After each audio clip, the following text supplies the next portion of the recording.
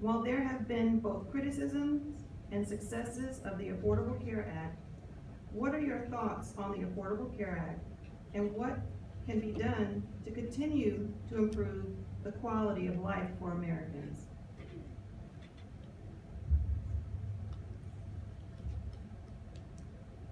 The Affordable Care Act right now, I am a small business owner. I own a law firm and a mediation service. As a small business owner, it's costing me more money to have the Affordable Care Act. The good news is I have 6 employees who now can afford insurance.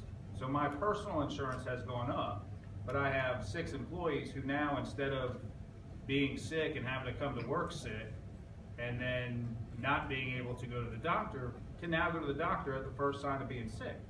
So it would be selfish of me to say, oh, the Affordable Care Act, that cost me more money, because it does. But the reality is, as a businessman, as someone who wants my employees to be healthy, it helps them all. And it helps me ultimately, because instead of having someone out sick 3 or 4 days a week, they go to the doctor, they get their medicine. So for some people, it's more expensive, but for the vast majority of the 2nd district, it helps. The Affordable Care Act, many of the problems associated with the Affordable Care Act were put in there by special interests who knew that these would be problems in the coming years. Because we didn't have someone in there in the leadership to get these out of there, they have become the problems that they are today. What we need is good leadership in Congress to work around the issues that are there.